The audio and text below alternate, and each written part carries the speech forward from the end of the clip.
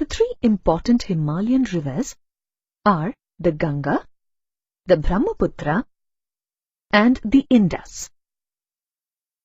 These rivers are among the longest and largest rivers in the world. These rivers, along with their tributaries, make up the most important river systems for India and also the neighboring countries. We will first look at the Indus River system. The Indus originates in Tibet from Lake Mansarovar. As you can see, it starts out with its first tributary, the Sutlej. From here, it flows west and enters India through Ladakh. The picturesque valley you see here is the result of the continuous flow of the Indus. Here, the Indus is further strengthened by its tributaries, like the Zanskar River. The other tributaries that join the Indus in the Kashmir region are the Nubra, the Shyok, and the Hansa. The Indus then passes through Baltistan and Gilgit, located right on the border between India and Pakistan.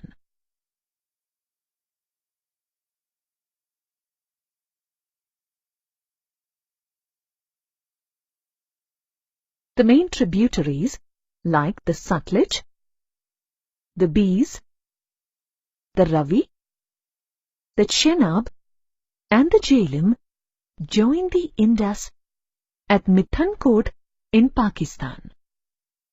The confluence of these rivers now flows further south and drains into the Arabian Sea, eastwards from Karachi city. The Indus covers a distance of 2,900 kilometers before reaching its destination.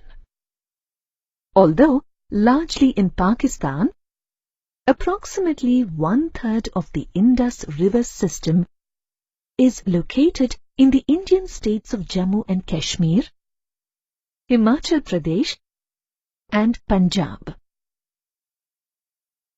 In 1960, Jawaharlal Nehru and Muhammad Ayub Khan,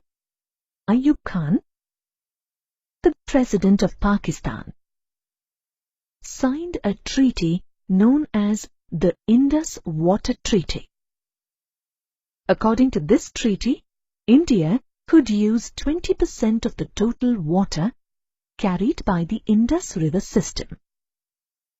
India's share of the water is mainly used for irrigation in Punjab, Haryana, and the southern and western parts of Rajasthan.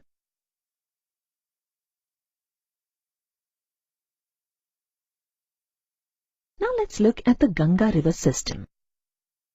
The river Ganga, as we know, is the longest river in India and originates from the Gangotri Glacier in the Himalayas. The Ganga starts off as the Bhagirathi and is joined by the Alaknanda at Devaprayag in Uttaranchal. The river then emerges onto the northern plains at Haridwar. The major tributaries that strengthen the Ganga are the Yamuna, which starts out from the Yamunotri Glacier in the Himalayas and runs parallel to the Ganga, and finally joins it at Allahabad.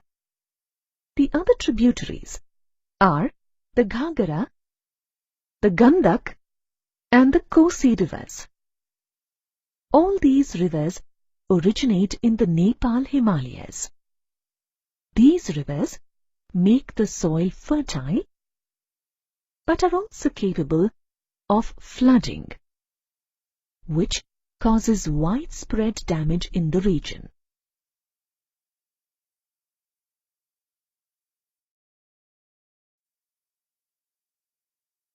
Not all tributaries of the Ganga originate from the Himalayas though.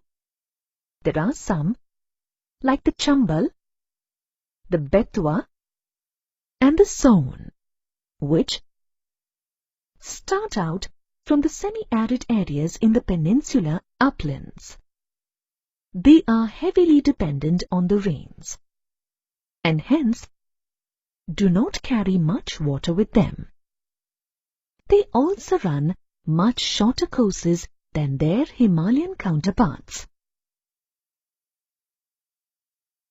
The peninsular tributaries that join the Ganga are the Chambal and the Betwa rivers.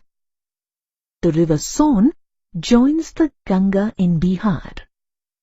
The Ganga, now strengthened by all its tributaries, flows eastwards as a single river till Farakka in West Bengal.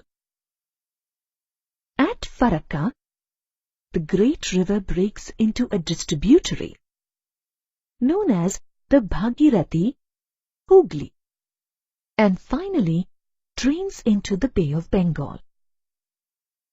The main stream of the Ganga flows southwards into Bangladesh. By now, the Ganga has travelled a distance of over 2,500 kilometers from its source. In Bangladesh, it is joined by the Brahmaputra. Both these rivers join to form the massive Meghna River. At the mouth of these rivers in the Sundarban Delta, the world's largest delta. If we trace the Ganga river system back, you will notice a familiar pattern. Can you identify it? As you may recall studying in the earlier module, this pattern is known as the dendritic drainage pattern. Another interesting feature you will notice about the path of the Ganga from the Ambala water divide is that the river meanders a lot before reaching Sundarban. Why do you think that is? The distance between Ambala and Sundarban is about 1,800 kilometers. The slope along the path is very gentle, about 1 meter for every 6 kilometers. The flow of water is very slow, and as a result, the river develops large meanders. The next river system that we will discuss is the Brahmaputra river system. Like the Indus, the Brahmaputra also starts in Tibet very close to the source of the Indus, from the east of the Mansarovar lake. The Brahmaputra river is slightly longer than the Indus and flows its course eastwards parallel to the Himalayas. A major difference we see here with the Ganga is that the Brahmaputra flows a course mostly outside of India. It enters India from Arunachal Pradesh through a gorge. In order to come into India, the Brahmaputra makes a U-turn at the Namcha Barwa in Tibet. From here, the Brahmaputra gathers strength through its tributaries. First, the Dihang, which is then joined by the Dibang, and later by the Lohit rivers. These are some of the main tributaries that eventually form the Brahmaputra in Assam. The large volume of water also carries along considerable amount of silt. The intricate channels and the raised riverbeds made by this silt form the many riverine islands in Assam. The largest riverine island in the world is also located here. The island has an area of around 400 square kilometers. And is home to around 1,40,000 people. During the rains, however, the riverbanks usually overflow and flood several places in Assam and Bangladesh, causing widespread damage.